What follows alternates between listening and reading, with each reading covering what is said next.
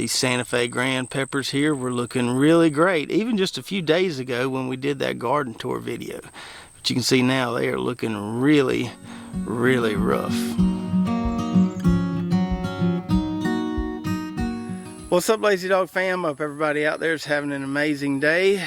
We've been 2 days without any rain after getting rain for about 6 or 7 days straight. So things are trying to dry out around here. I was able to get my grass cut earlier. It was quite the jungle. That will help things dry out some, and hopefully the garden plots will start drying out a little bit soon.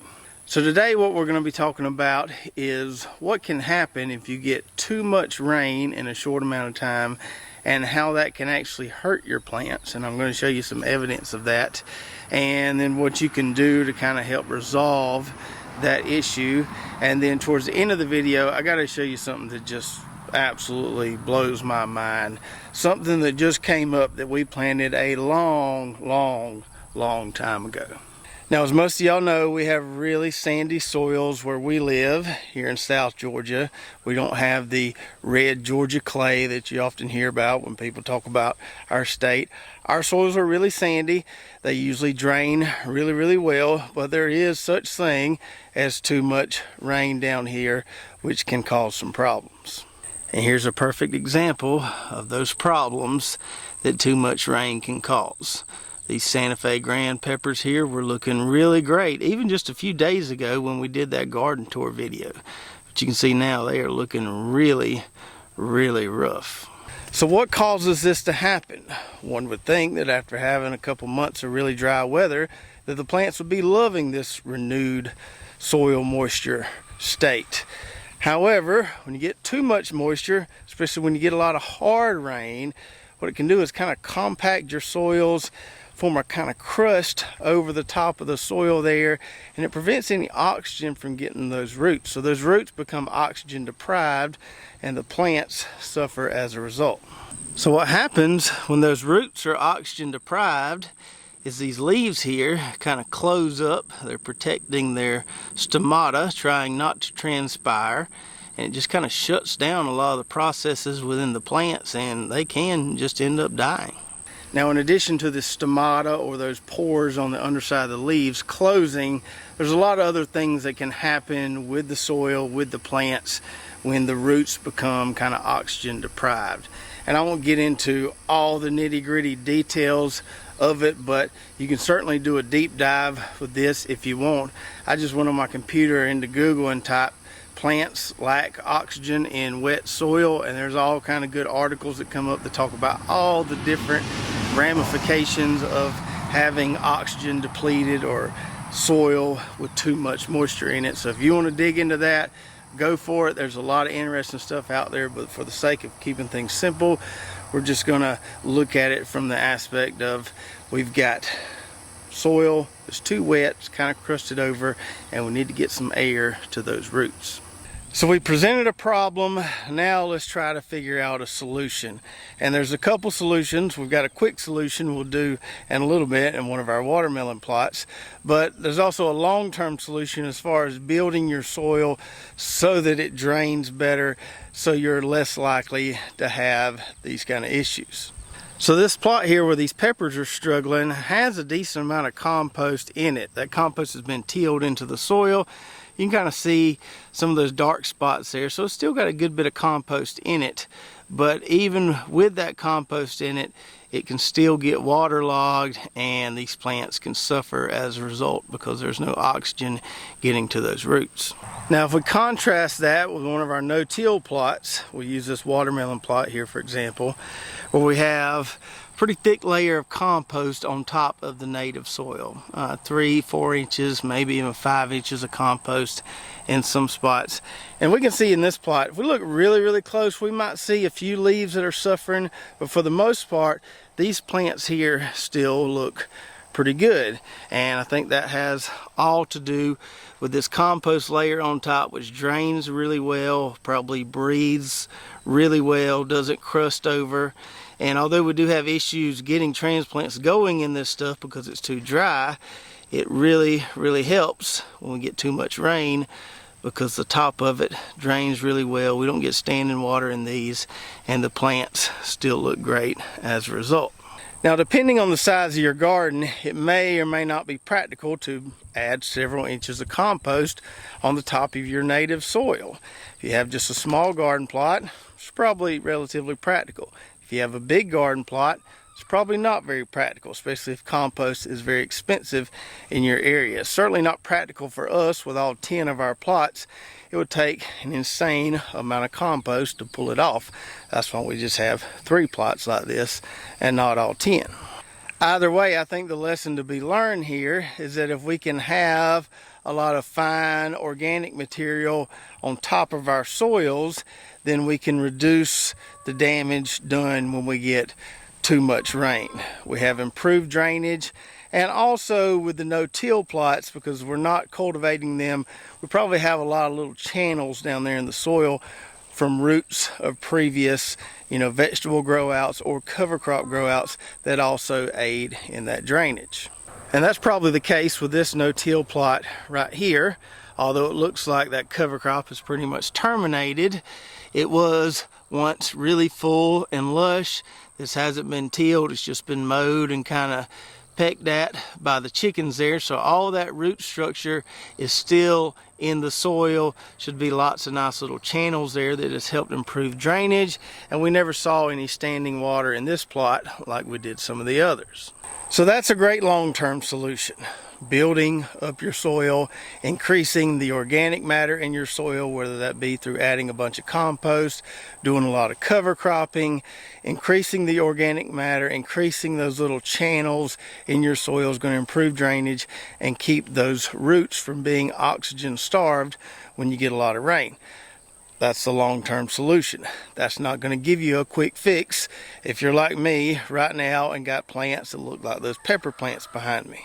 So since building soils can take a while, multiple years in some cases, what's the quick solution? What can we do right now to get these plants looking better? Well, the easy quick solution is to cultivate, whether that be with a hand hoe, a tiller, a wheel hoe, whatever you have. You got to get in there and introduce some air to that soil, get some oxygen to those roots so those plants can breathe again. And that's what we're about to have to do on this watermelon plot that we transplanted just a few weeks ago. A lot of these plants were looking okay when we were getting all that rain, but then once the soil started crusting over a little bit, some of these plants started looking rough. That one there still looks okay, but if we come over here, take a look at that plant right there, it looks like it's about dead. So we got to do something quick to get these plants breathing again and get them back looking good. Now, in addition to getting some air into the soil, getting some oxygen to those roots, we're also going to be taking care of a lot of those tiny weeds that popped up during that week of rain we had. And I recommend doing this as soon as you can get in your garden after a heavy stretch of rain. Now, obviously, you don't want it to still be boggy and soggy, so you're just making a mess. But once it dries out just enough for you to get in there without making a mess, that's the perfect time to do this. So we're going to start off with our little single tine cultivator here, and we're going to just kind of scratch the surface of these hills where we have our watermelon plants, where we still have some corn stalks, and where we have drip tape buried beneath those hills there. So just going to scratch the surface. You can see the soil is still pretty moist there, but we can do this without making too big of a mess. We're going to work these hills first, and then we'll come in these middles here and work those with the wheel hoe and get that crust broken up some. It's like time is falling asleep in the afternoon. Sunlight that's keeping us warm. Against our will, we're finally sitting still and savoring the days before they're gone. I wonder how it took us this long. All right. I believe them plants are starting to look better already. What y'all think? Well, maybe it's not going to happen quite that fast, but the plot in general does look a lot better. And as I was working down these rows that have the watermelon plants, I did kind of line them along that hill there so I didn't tear anything up when I came through the middles with the wheel hoe. So got it looking a lot neater and nicer, and got some air to that soil and those plant roots. And when we do this light cultivation after heavy rain, assuming we don't get more rain tonight or tomorrow, the plants will pop in the next day or two. And it will almost look like it does when you give them a shot of synthetic fertilizer. They'll pop because they now are getting oxygen to those roots again, and they'll really start growing, usually pretty fast after you do the light cultivation. And now, as promised, over here on the other side of the barn, something that I don't understand. Now, to set the stage for this, you may recall last year, I think it was around this time, middle to end of July, we planted some turmeric that a viewer sent us. We planted it in that middle back raised bed there. These other three in the front weren't here then, but we planted a good bit of turmeric in that middle raised bed along the barn wall there. So that turmeric grew really well for us in that raised bed, and sometime this past winter, I don't remember exactly when, but sometime this past winter we harvested all the turmeric out of that raised bed, ended up getting a whole gallon Ziploc bag full off just that little fire ring raised bed. Now Brooklyn took a good bit of that turmeric, ground it up, and we have that in the pantry in a little mason jar. She likes to add it to her smoothies and stuff, but also saved a good bit that I could replant. Well, I kept it in the fridge, but I started worrying about, well, maybe this stuff isn't going to last in the fridge all the way into next summer. So someone commented on one of our videos and said, you can go ahead and plant it in the wintertime and it would just kind of sit there in the soil and it will come up eventually when it gets warm enough to do so. So that's what we did. I think it was late winter this year or earlier this year, right on the other side of where that glass gem corn is, we planted a whole row of that turmeric that we had saved from last year's crop. And once things started warming up in the spring, I kept an eye on it. I waited, I'd scratch around, scratch around a little bit more. The turmeric never come up, and it got to where I couldn't find anything when I was scratching around. So I was like, well, maybe it just kind of rotted in the soil. I guess it's not going to come up. I was talking to my buddy Matthew up in Athens a few weeks ago. He sent me a message asking about our turmeric. Said his finally came up, asked if mine came up, and I said no, I gave up on it a long time ago. I just started mowing that area because it just got kind of overtook with weeds. Not really sure what happened. And then just a few hours ago, when I was mowing the grass over here between this wood line and our glass gem corn, I almost ran over this with a lawnmower. Glad I saw it. But looky there, a bunch of turmeric coming up right there where we planted it. Now, I don't know that every single piece we planted came up, but I got a pretty good space in there. There's a plant every 8, 12 inches or so. Some places closer than that. There's a tiny little one that's just starting to come up. So I'm glad I didn't mow it down. And I guess it just took some patience for this stuff to come up. I don't really know what I'm going to do with all this grass and weeds around it, how I'm going to keep that managed, but there it is. Looks like we're going to have some turmeric after all.